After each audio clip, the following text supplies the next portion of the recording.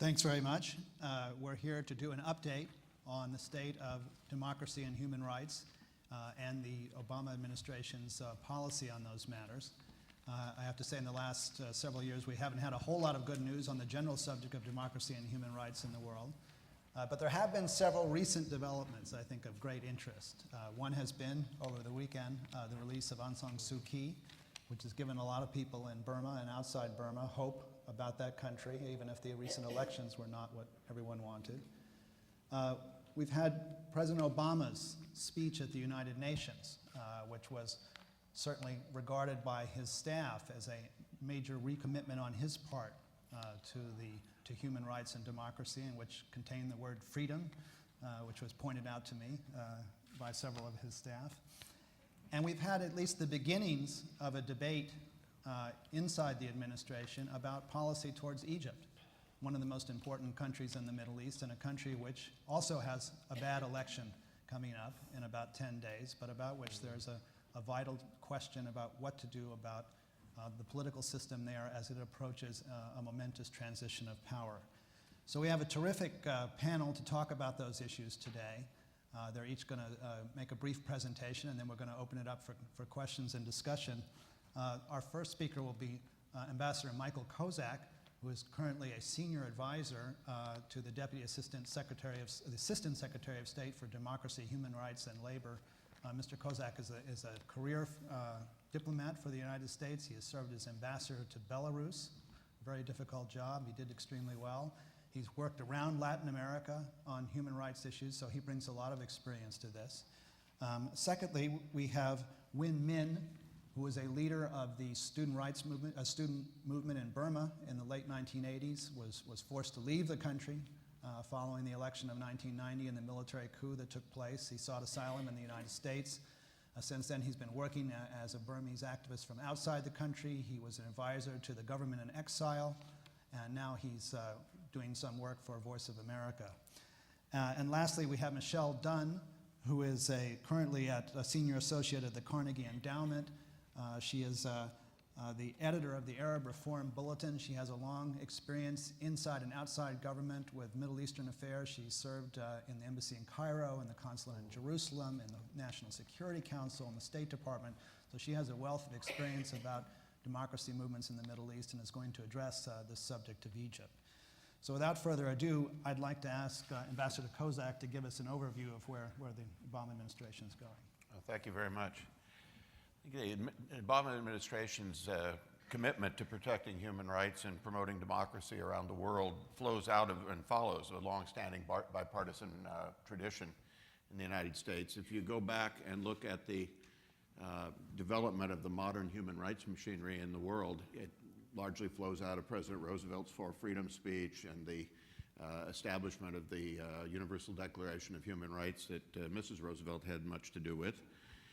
President Obama, as Jackson mentioned, recently reaffirmed this commitment as a vital component of our national security strategy, not only in the national security strategy itself, but in his address before the General Assembly, where he said, some put human rights aside for the promise of short-term stability or the false notion that economic growth can come at the expense of freedom. History is on the side of liberty. To put it simply, democracy, more than any other form of government, delivers for its citizens. I think the President's address and Secretary Clinton's important speeches on human rights and on particularly support for civil society and internet freedom seek to make clear that the administration's policy of engagement on human rights and democracy issues entails engagement not only with governments, but with the broader society and repressive and also in like-minded countries and in multilateral fora. So it's across the board engagements. One aspect we've been focused on a lot lately is the setbacks for democracy around the world that have occurred in the last 5 years or so. We had a real advance during the 1990s and the first several years of this decade. But then we started to see repressive governments getting better at what they do. I think part of this, though, is to recognize where that came from. The reason we had such an open field there for a while was that the old mechanisms that were common during the totalitarian period where you had strong totalitarian institutions in the world, suddenly were swept away, and there was sort of an empty space, and Democrats and civil society activists flowed into it and made a good job. But the repressive guys didn't sit still. They've thought up new ways. They couldn't rely on the old ways of just barring all civil society organizations and so on, which you still find in Cuba, another place that I served. But in most places, that just became untenable. But instead, they've come up with new mechanisms to use massive amounts of bureaucratic regulation to have the facade of openness and, in fact, to control and close down space for Democrats. So trying to figure out how we keep advancing despite these measures has been a big aspect of administration policy. But we come at it from the premise that it's not a foregone conclusion that the repressive measures cannot be overcome. Indeed, just as the authoritarians adapted to the new environment, we need to help activists around the world figure out how they can do so. Now, the long overdue but welcomed release of Aung San Suu Kyi is a case in point. As the president said, Aung San Suu Kyi is an inspiration to us all. She's endured enormous personal sacrifice in her peaceful struggle to bring democracy and human rights to Burma, including unjustified detention for most of the last 20 years. Her commitment to the Burmese people has not wavered, and her dignified stance throughout her detention is inspirational. Burma's leaders must end their repressive policies and begin an inclusive dialogue with her and other democratic ethnic leaders towards national reconciliation. We've called for her release and also continue to call for the release of Burma's other 2,100 political prisoners immediately and unconditionally. Liu Xiaobo is another current example of a consistent advocate of fundamental freedoms and human rights for his fellow citizen and for peaceful political reform. Mr. Liu's work, including his role in drafting Charter 08 and his receipt of the Nobel Peace Prize, highlight the fact that while China has made tremendous progress on human rights, or on economic matters in the last decades, human rights and political reform have lagged far behind. We continue to call for his immediate release from prison. As the president remarked after hearing the news of the Nobel Committee's decision, even as we respect the unique culture and traditions of different countries, America will always be a voice for the aspirations that are universal to all human beings. So that's what the kind of thing we're doing on the individual country front and trying to help civil society activists beef up.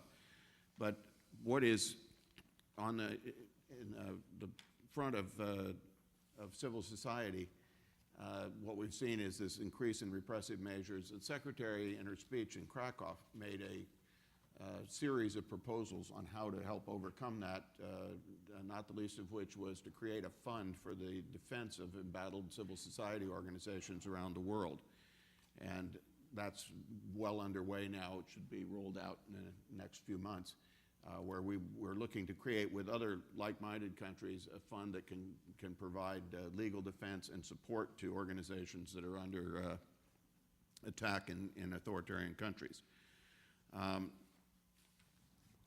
We've also been involved on the multilateral front.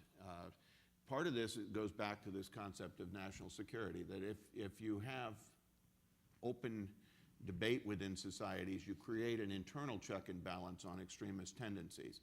And therefore, promoting this is not only the right thing to do, but something that serves our national security interests. We've done this both on the political front and on the religious front with engagement with religious leaders around the world. I personally have been involved in a multilateral aspect of that, which is there's an effort in the UN by some countries to get a treaty that would bar defamation of religions, a so-called concept that they have, largely through barring freedom of expression. And we've fought back very strongly on that. But the way we've done it has not been simply to try to beat them, although we've done that too, but rather to offer an alternative and recognize that there's an underlying problem, that people are discriminated against around the world because of their religious beliefs, and that's not something that we should ignore. So instead of just saying, don't do what you're coming up with, we came up with a plan of our own, of a series of concrete actions to try to combat discrimination and intolerance. And we've actually been quite successful in shifting countries away from voting for these speech bans and instead moving more and more towards combating intolerance with more freedom of expression rather than less. We also have tried to use multilateral fora as part of this principled engagement. And even in places where the thought is that it's worthwhile to engage on substance even where the process is not satisfactory. UN Human Rights Council is the case in point there. The decision to join the Human Rights Council was based on the notion that speaking out for the right thing is the right thing to do, even when the outcome is often predetermined and adverse to our principles. But the thought is that over time, by constantly speaking truth in these kind of organizations, that you can start to change the narrative and build support for the kind of reforms to deal with the underlying problems of that body and other multilateral institutions need. For example, in the last year, the U.S. has spoken out on human rights abuses in Iran, Burma, Sudan, China, Zimbabwe, Venezuela, Syria, Russia, Sri Lanka, and elsewhere in the Human Rights Council. Now, even though the Council didn't take action or fully appropriate action in all these cases, we sent a clear message to the governments concerned that their relationships with us in like-minded states depends in part on their address of human rights abuses. In June, we led a cross-regional effort with 55 other countries to highlight the deplorable human rights situation in Iran and to express solidarity with victims of human rights defendants on the anniversary of the contested Iranian election. And when the Secretary called on the Human Rights Council to do more to protect freedom of association, the result was the first ever special rapporteur on freedom of association. It was the one area where there wasn't a special rapporteur, and now that exists. We finally wanted to mention our recent presentation of the U.S. report to the Human Rights Council under the process of universal periodic review. This served several purposes. The first was to tell our story, and we have a good story to tell. We're not perfect, but we have a narrative of progress through our history with the ongoing improvement in our human rights record. And as we said in that hearing, our progress has not been linear, but it's the story of the United States. The arc of history is bent towards justice. Now, contrary to some published reports, being subjected to this universal periodic review is not a function of having joined the Human Rights Council. All UN member states get reviewed, whether they're on the council or not.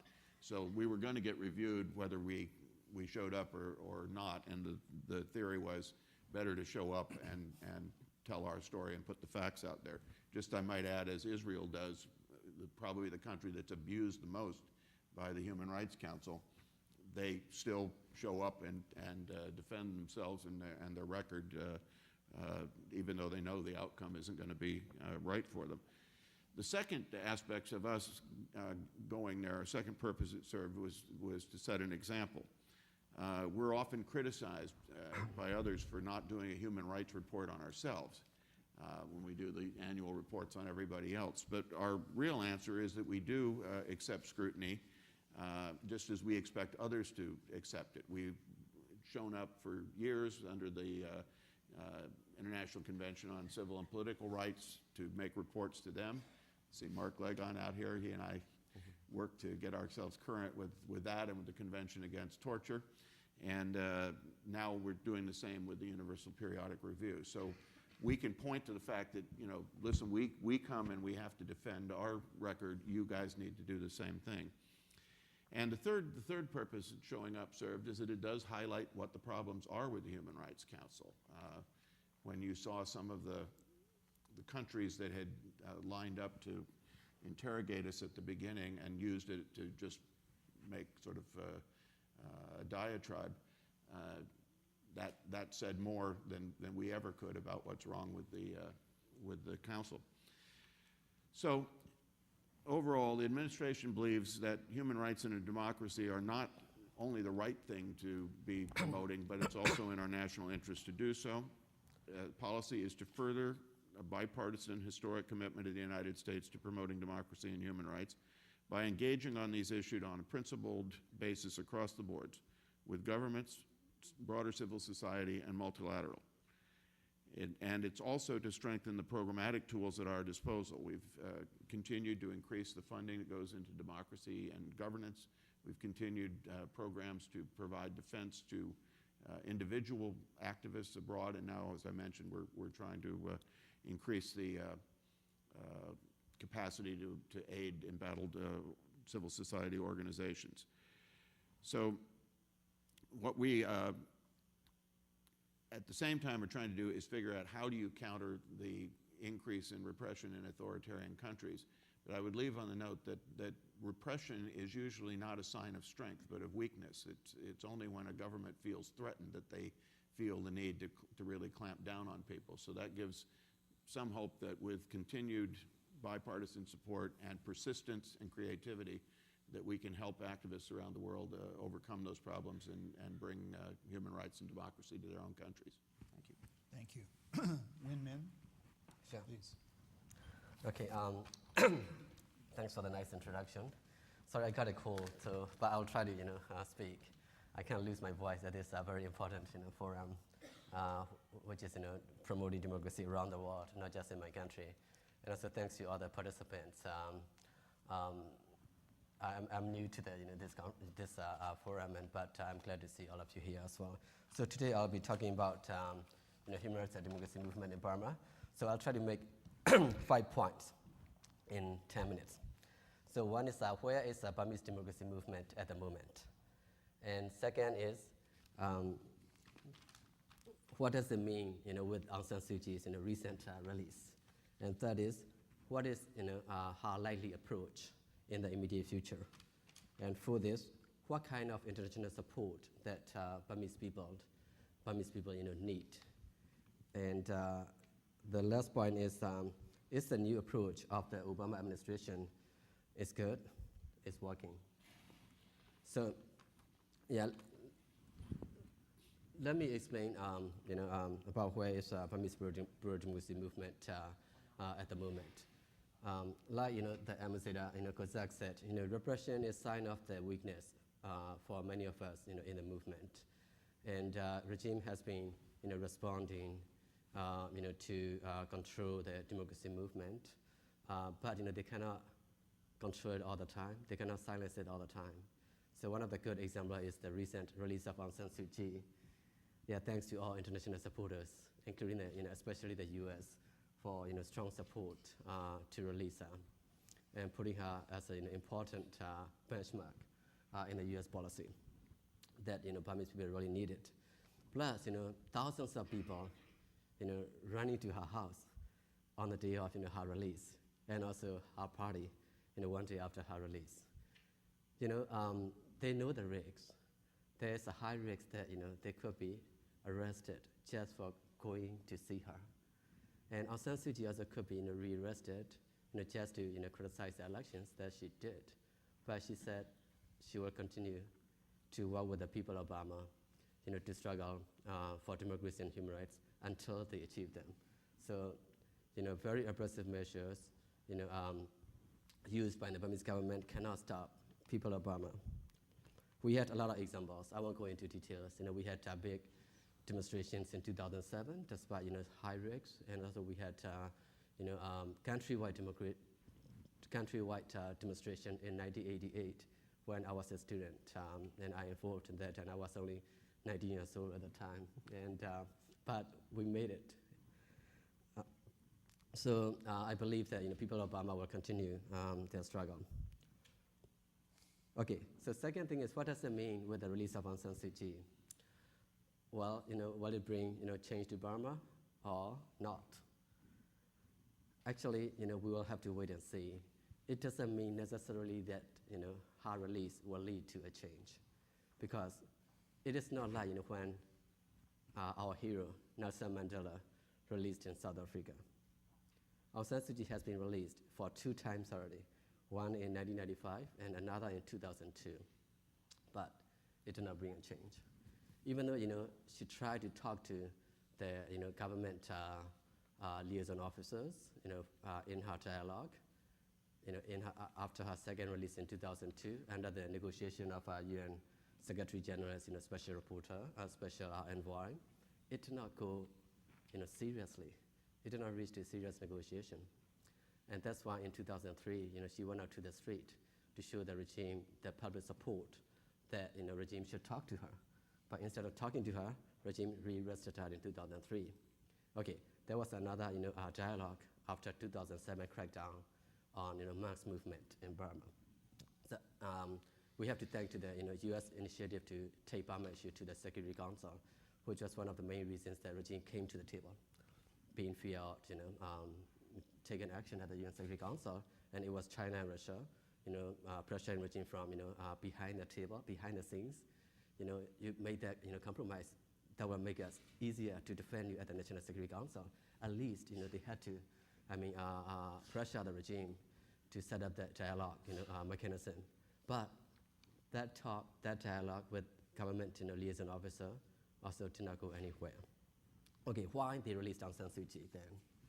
The main reason is to deflect international criticism on, recently rigged elections in Burma.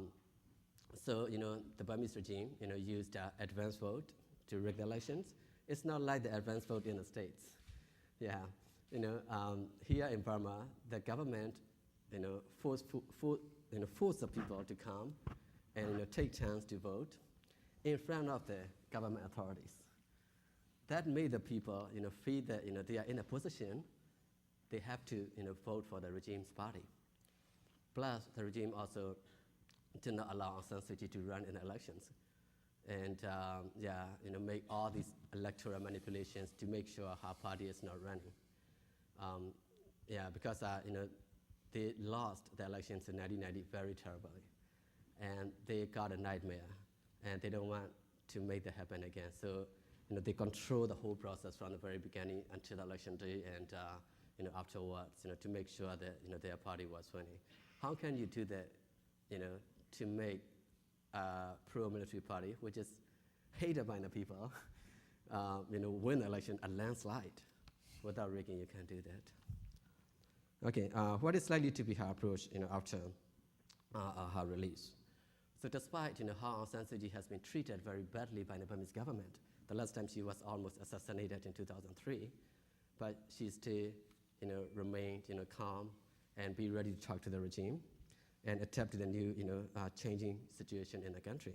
So after her release, she said she could work with the, regime to help withdraw the U.S. sanctions if that was what the majority of the people wanted. This offer is very smart. This offer will make the regime, difficult to re-arrest her. But, the regime may make the decision to wait and see what will happen with her. But that's what the regime wanted, and they clearly, told her in 2007 that if she helped revoke the U.S. sanction, the top general, General Dan Shui, would talk to her. So it was one of the main conditions that General Dan Shui said to talk to her.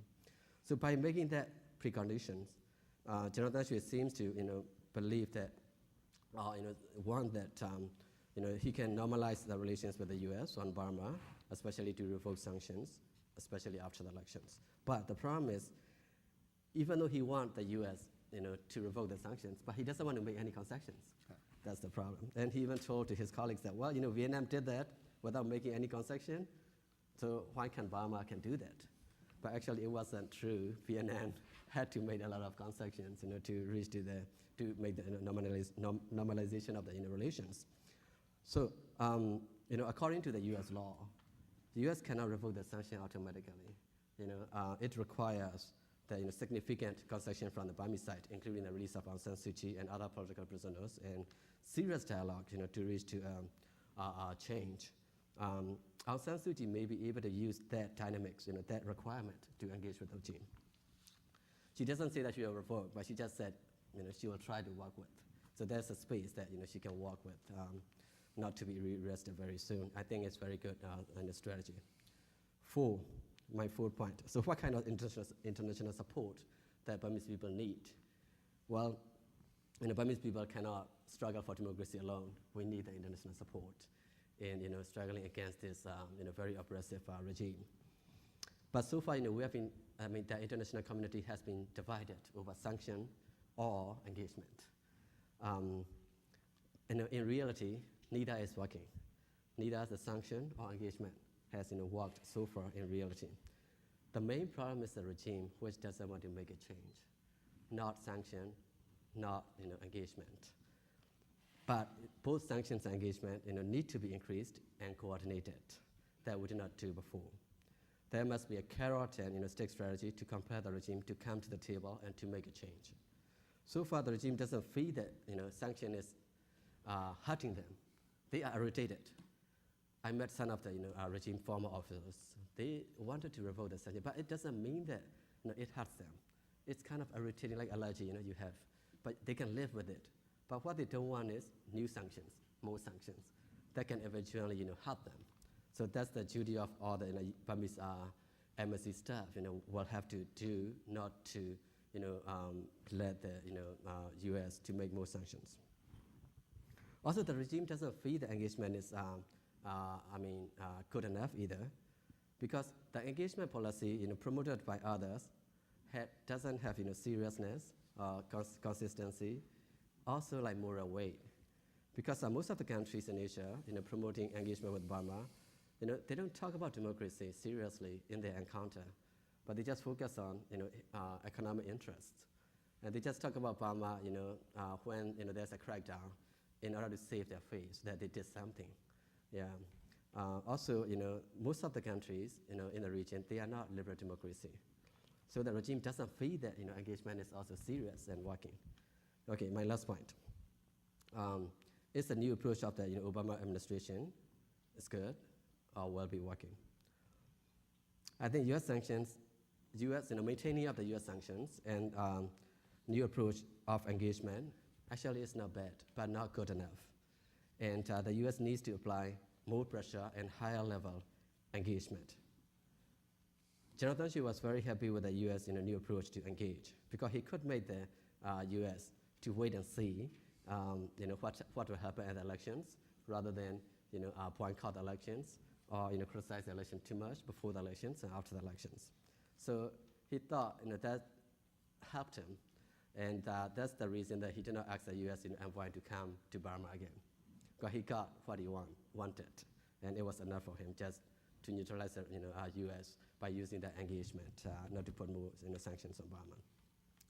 So they are having some problems in the Obama administration policy on Burma, because it seems to reflect some not really serious, not much seriousness there.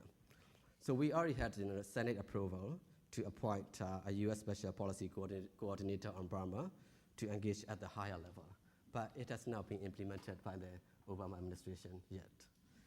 Plus, we had the Senate approval and Congress approval in 2008, JADE Act, to put more targeted sanctions, especially the financial sanctions. But the new administration, hasn't fully implemented that yet. That would have made, if the U.S. had put more targeted sanctions, especially on the financial sanctions, that would have made the Burmese regime to listen to the U.S. rather than to reject the U.S. visit to Burma. Okay, last is that Obama administration also hasn't taken a lead on the issue of a UN Commission of Inquiry on human rights in Burma, human rights abuses in Burma. And that commission was proposed by the U.S. Special Rapporteur on human rights in Burma. U.S. give support, but did not lead. So that made the process very slowly moving. And we need the U.S. leadership to make that process going quicker. At least that process of inquiry will pressure the Burmese regime not to commit human rights abuses seriously, especially for the new generations of the Burmese military officers. Okay, I will conclude here. Thank you so much for your attention. Thank you. Now Michelle Dunn. Okay, thank you, Jackson, and thanks to the Foreign Policy Initiative for inviting me to speak. So, Egypt, nation of 80 million people, most populous Arab country, a strategic ally of the United States, at peace with Israel. Also, a people living under authoritarian rule, under the same president, Hosni Mubarak, for 29 years now. And a country where there is an increasing movement on behalf of democracy and human rights. I would say that movement is still relatively weak, but it's a lot stronger than it was 5 or 10 years ago. There is an increasing sort of culture of protest in Egypt. Protests are held almost daily. A lot of them are on economic grievances, labor grievances. A lot of them are related to poor performance on the part of the government. For example, there have been a lot of public safety crises and things like that. And then some of the protests are about human rights abuses. Police brutality and torture are major problems in Egypt, have been for a long time. And some of the protests are explicitly political. So there's a sense, I think, in Egypt that that there needs to be change, and that in fact change of some kind is coming, because President Mubarak is 82 years old, and I think he won't be in his position. He's not in good health, and he won't be in his position more than another year or two probably. So we're looking at a different era of some kind beginning in Egypt. And we're also, right now, at the beginning of a political cycle. Jackson mentioned that Egypt would soon be holding bad elections. I think that's a fair prediction. They'll be holding parliamentary elections on November 28th, and then a presidential election at some point next year. That's assuming President Mubarak survives to that point, or within 60 days after the president leaves the office, if he were to die in office. So there's a sense in Egypt of everything sort of people waiting for some kind of a change, and not just waiting, but there definitely is political mobilization going on. One of the issues in Egypt is that the opposition is somewhat divided. As you're probably aware, the largest opposition group is the Muslim Brotherhood, which has opted for political participation, has been participating in elections and so forth in Egypt for some time now. But then there's also a growing liberal movement in Egypt. Unfortunately, it's disunited. There are several different liberal groups and so forth. And then there are some leftists and Nasserists and so forth. But the common theme that has emerged among these groups is a movement on behalf of democratization and sort of a pretty specific agenda of changes that people would like to see to political life in Egypt. Egypt, as is the case with many countries in the Middle East, has a political system in which the executive branch is overwhelmingly powerful and also not freely elected. So they have a parliament and they have a judiciary, but they have much less power. There's nothing approaching a balance of power. So most of the changes that people are looking for are looking to push more power toward the legislature, toward the judiciary, and away from the executive, and also open up the executive to free elections as well as the legislature. One of the important things that people are pushing for is to reintroduce term limits for the president, so that whoever is the next president of Egypt, he won't be in power for 30 years. So there's an agenda that's sort of emerging, and it's pretty clear. We can discuss it in more detail during the Q&A if you're interested. What about, where does this leave the United States? So the United States has a pretty big footprint in Egypt. We've been a major ally of the Egyptian regime for 35 years now. We have a large military assistance program and an economic assistance program that's still pretty big, although it has shrunk over time. The United States, for a long time, basically there have been two legs, I would say, to the U.S.-Egyptian relationship. One of them is a shared interest in peace and stability in the Middle East. The peace treaty with Israel and Egypt's role on behalf of Arab-Israeli peace and counterterrorism and other efforts to bring peace and stability to the Middle East has been an important one the United States values. And frankly, there's not a great deal of difference between Egypt and the United States on those issues. There are differences on the margins, but in the main, our interests coincide. And so, in general, I think we can count on Egypt to follow its own strategic interests when it comes to the region, and that those will be reasonably in sync with American interests. The other issue in U.S.-Egyptian relations has been development inside of Egypt. And for a long time, this was pretty much meant economic development. The United States has been very much involved in both funding economic development in Egypt and in pressing the Egyptian government for economic reforms. And that has been somewhat successful. The Egyptian government has undertaken some meaningful economic reforms to sort of make this very, very long transition in Egypt from a statist economy to a free market economy and opening up the country to investment and so forth. It's only partially complete, it's only partially successful, but at least we can say there have been some serious efforts on the part of the Egyptian government. Much less so when it comes to political development, political reform, and respect for human rights. That has become increasingly an issue. The United States has raised that increasingly with Egypt over the last decade as it became clear that these were the things that were really holding Egypt back as a country, as a society. The Bush administration made a credible effort, particularly I would say from about 2003 till about 2006, with pressing the issue of political reform in Egypt and actually accomplished a couple of important things. Egypt last held legislative elections in 2005. And frankly, I think because the United States and Europe also sort of added their voices to those of Egyptian opposition, Egyptian society, there were some real improvements. We have seen something of a freeing of the media in Egypt. We saw Egypt allow domestic civil society groups to monitor elections, legislative elections for the first time in 2005. And those were some accomplishments.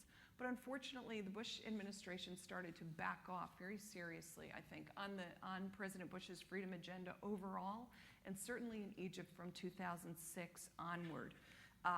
Again, if you want to, we can discuss the reasons for that, but at any rate, it was clear enough. And then now when the Obama administration came into office, I think the United States backed off much more so even than had happened between 2006 and 2008. And frankly, the whole issue of promoting democracy and human rights in Egypt was dropped by the administration for the first year or so. Now, in the second year of the Obama administration, they've started picking up the threads again on this issue. But we're still, unfortunately, I think, at a pretty early stage of trying to, of the Obama administration trying to invent a policy, invent its own policy, which it needed to do on promoting democracy and human rights and what this would mean in a country like Egypt. Now, there are some people within the administration and Assistant Secretary Posner is very notable in this regard, who have been, raising these issues with the Egyptian government.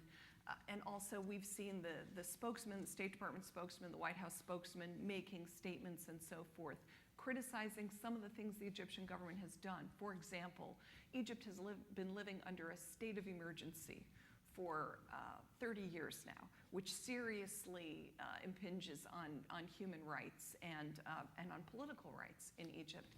This has been an issue that the Obama administration has raised. I mean, we understand that President Obama has raised it privately with President Mubarak, but the Egyptian government nonetheless found that it could, renew the state of emergency again in May of this year. The Obama administration criticized that, but I think we're seeing kind of an inconsistency, I would say, and a lack of adequate strategic thinking about the U.S.-Egyptian relationship and where this issue of democracy and human rights and the development of Egypt itself, where it falls inside this relationship. You know, on the one hand, Assistant Secretary Posner and a couple of other officials had trips to Egypt recently, and he spoke well on these issues. However, others, I would say the Assistant Secretary for the Near East, Ambassador Feltman, when he was there, spoke sort of at a much lower, more modest tone. And then recently, when the Egyptian foreign minister was here last week, Secretary Clinton failed to bring up these issues at all, at least in the public meeting. Now, why is this important? Of course, it's important to press things behind the scenes. That's absolutely critical. But it's also important to be raising these issues publicly, because believe me, Egyptians are watching and analyzing every single signal, every statement that is made or not made in the case of Secretary Clinton last week is front page news in Egypt, in the independent Egyptian press that has emerged.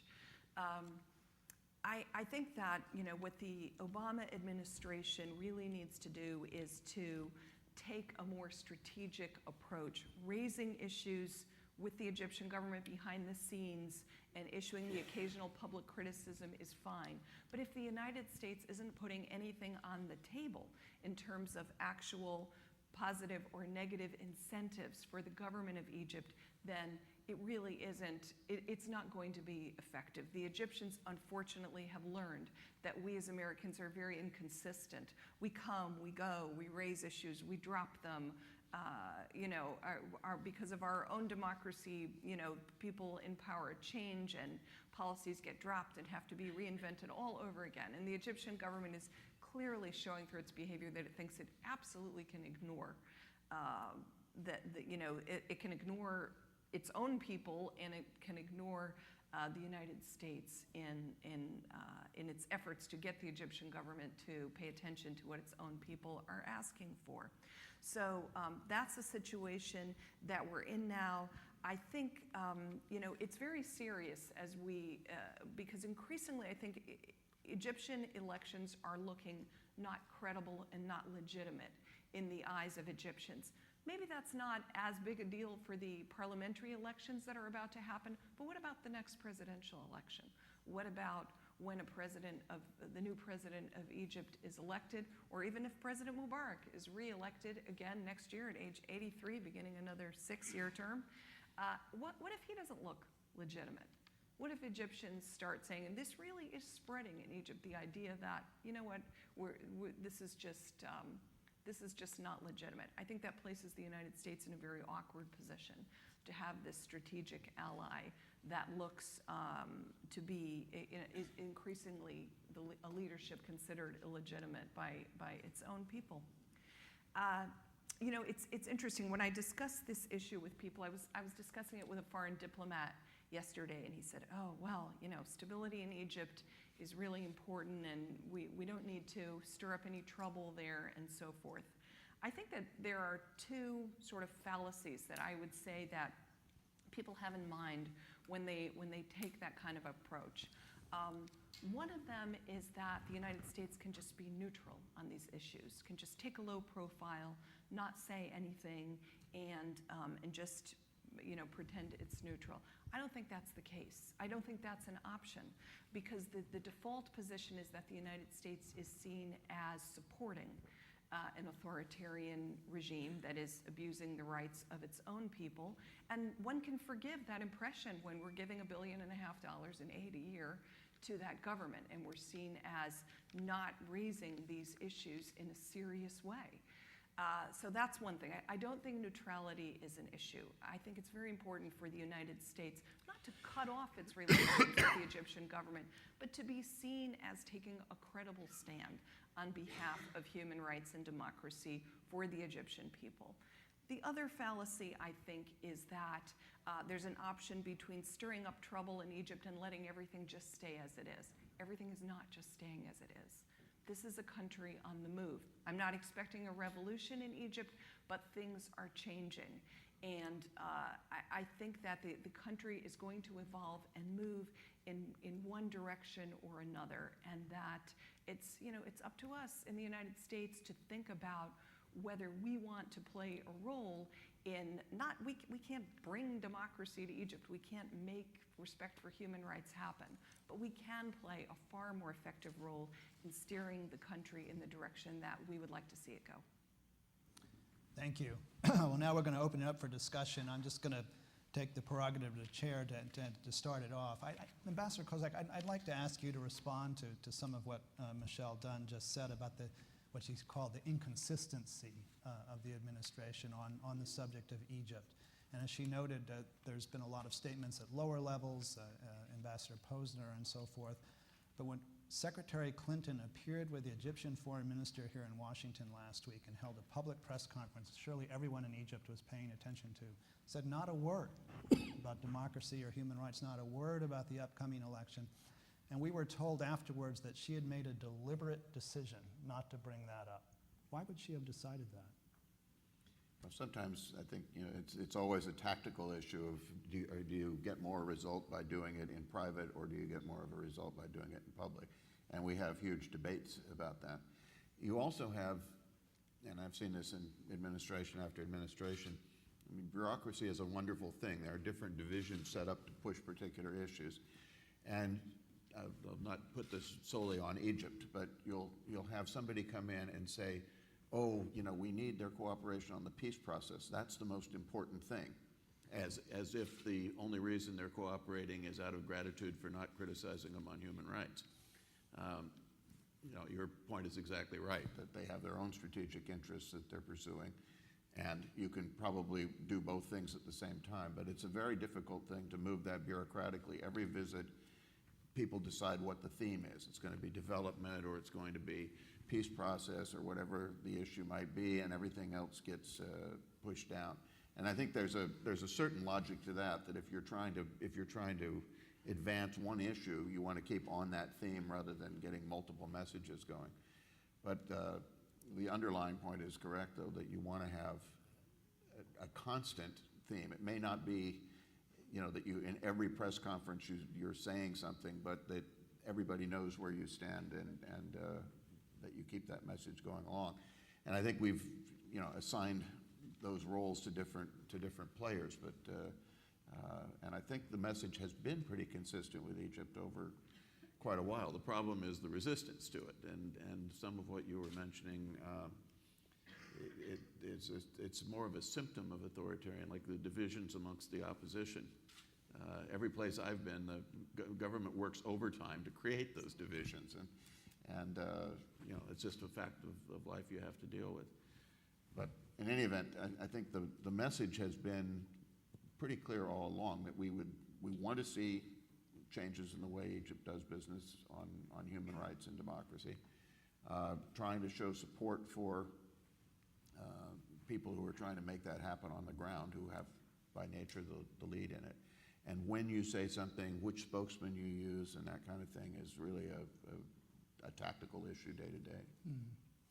Win-Min, if I could just ask you a quick question, because Aung San Suu Kyi gave an interview to the Washington Post that we published today, and in it, she suggested that she was open to the idea of a change on sanctions. And you sort of suggested in your presentation that this might have been a little bit tactical, that she doesn't want to get rearrested, or that the regime was expecting her to say something about it.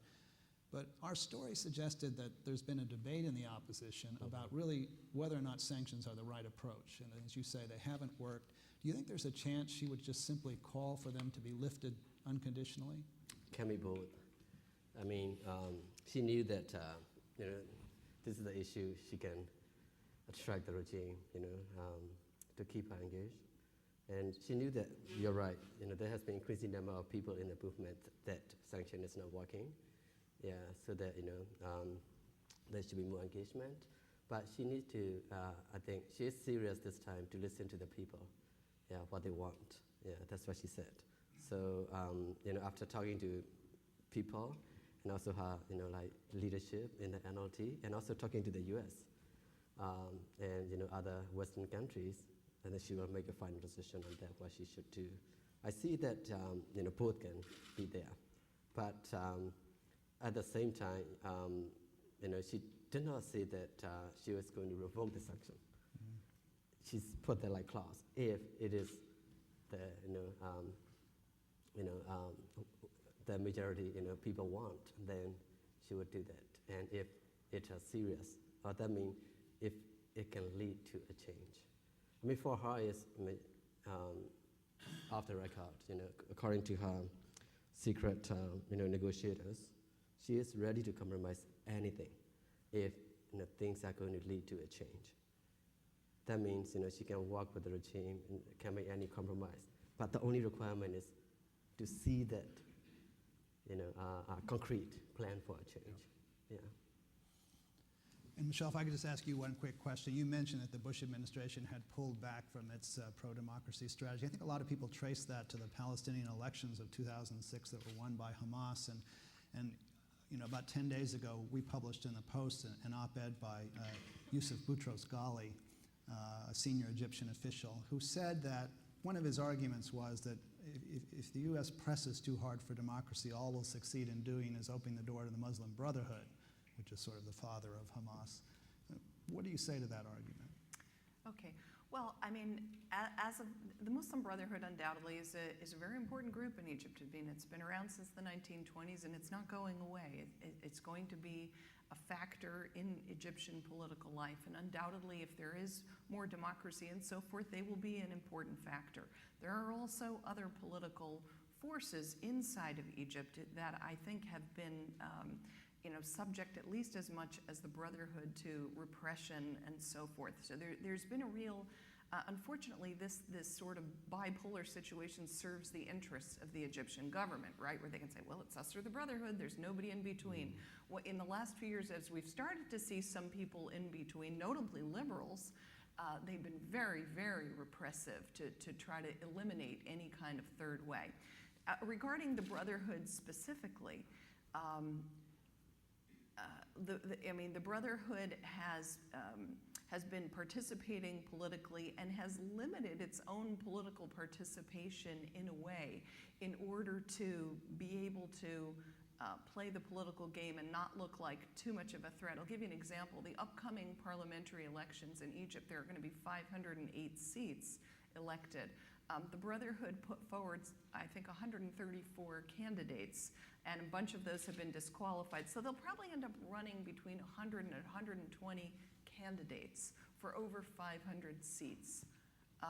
So if Egypt were to run completely free and clean elections, and every single one of those Muslim brothers was elected, which of course wouldn't happen even in a free election, this is the risk that you're looking at having 20% of the parliament or 25% of the parliament or something like that be in the hands of the Muslim Brotherhood. I don't think that there's anything in the offing right now, or even, if the Egyptian government were to meet the list of demands that's arising out of Egyptian opposition and civil society, this would not sort of open the floodgates to a Muslim Brotherhood takeover of Egypt. Now, I'm not going to tell you what percentage of Egyptians support the Muslim Brotherhood or don't. I don't know that, and nobody knows that, because there haven't been any truly free elections, and parties haven't been truly free to mobilize. Neither the Brotherhood nor its competitors have been free to really mobilize. So I don't want to make a false prediction about the number of Egyptians who support the Brotherhood. But they're certainly not the only thing out there, and I think they're very willing to kind of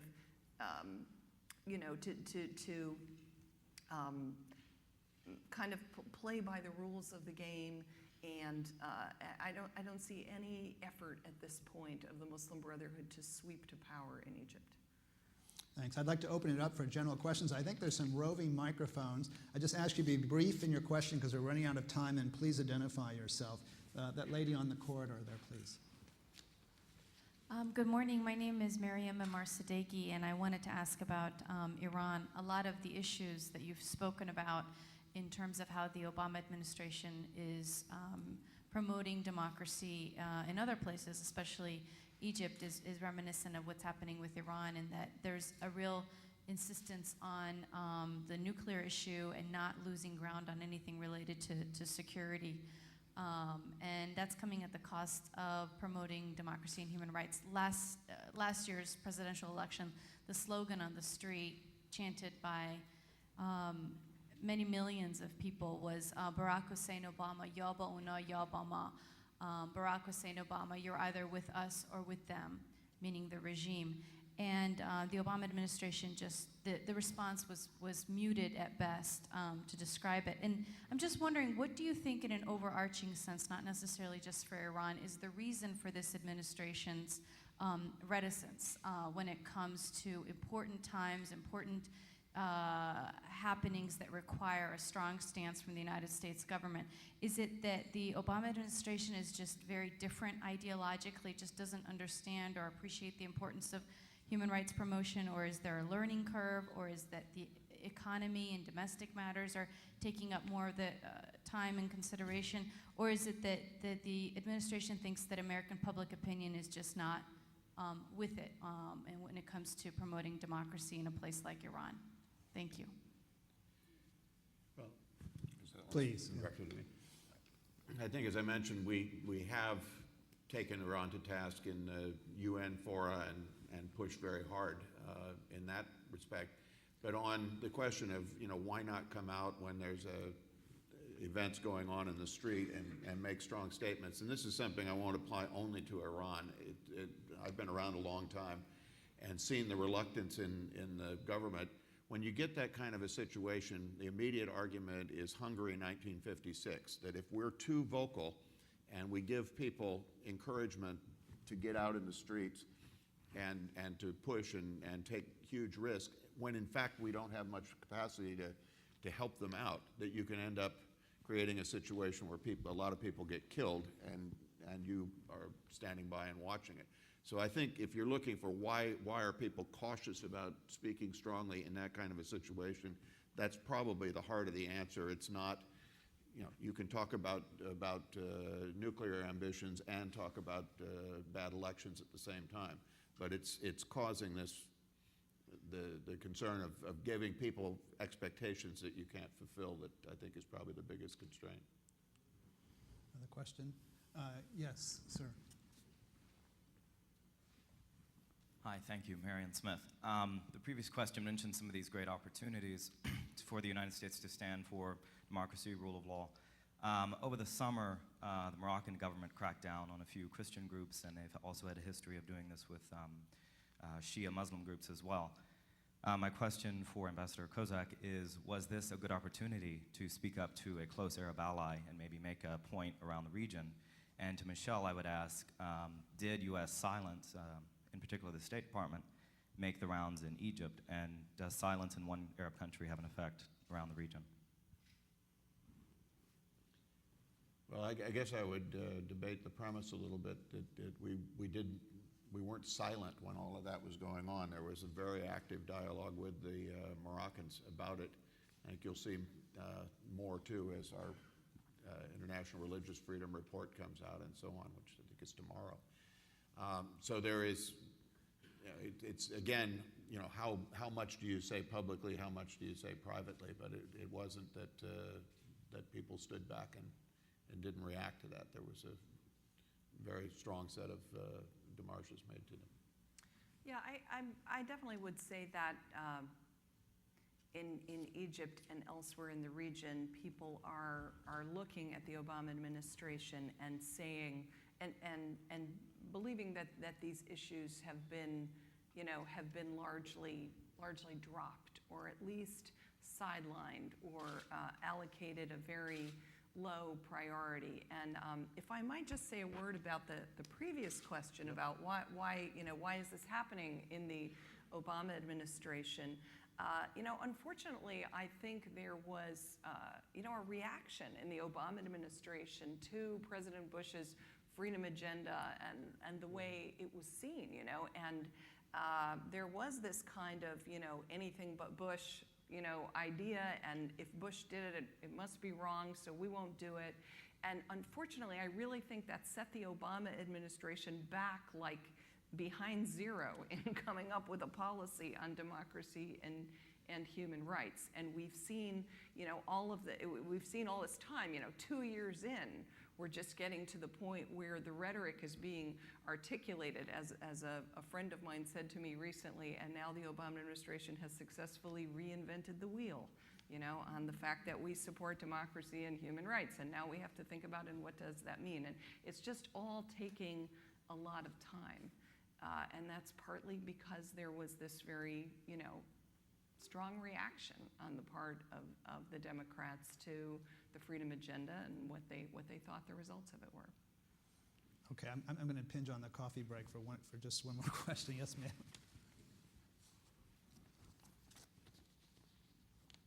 I'm Robin Lieberman with Human Rights First. Ambassador, you described the Secretary's commitment to internet freedom, and indeed the human rights movements and civil society are really trying to leverage not just the internet but social media as well to get around repression. But this is becoming a battleground in a lot of conflicts between states and civil society. Yep.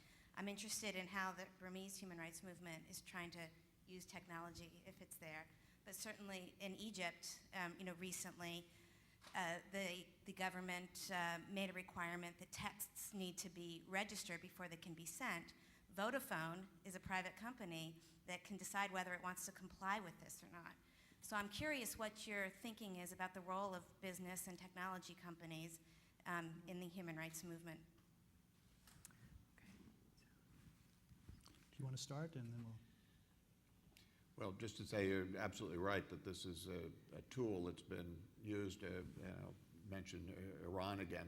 Some of the things we've been doing actually for some years are trying to help people. You can do a lot using Skype and other, even in countries like that where you can't be present. And in Burma a few years back, when all those pictures of the monks demonstrating and so on, that was the reason those were getting out was a lot of programs that the U.S. had been supportive of to create, places where you could upload photos in a way that was useful to news media. We're trying to work a lot with business in this area as well, for exactly the reasons that if you can get companies to agree on a set of principles that they're all going to follow, you're a lot better off than if governments can pick them off one at a time and say, well, if you don't do what I want, I'm going to go to one of your competitors. But if all of them are taking a similar stance on the balance between following local law but not following local repressive law and their business interests, then you can get somewhere. So a lot of effort going into that. It's going to remain a battleground, I would say, for some time. Win-Win, anything to add? I agree that it is very powerful, and Aung San Suu Kyi is going to use Twitter and also Facebook. She already set up the Facebook to deal with the new generations, especially when she came out. Most of the people greeting her was new generations or young people there. So I'm sure that she will use that technology to her advantage. But at the same time, regime is also going to monitor or censor all the internet. I just heard that they just bought a machine from China to monitor everything, even though they can't really operate that so far at the moment to monitor the whole situation. So what they have to do whenever there is a big movement is that they have to slow down or shut down. So the normal order is like to shut down. Yeah, but the company, the telecommunication company, responded, well, why don't we slow down? Because there are a lot of other general sons and daughters using internet as well, so they can't really shut it down. So they slowed it down in a way not to, have people opportunity to send pictures very quickly as before. But people still managed to do it. So without the U.S. support on technology assistance, I don't think we could do that. Yeah. So thanks to that. Unfortunately, we're out of time. I'm really sorry, but thank you very much to our panelists. And I'd just like to say, yes.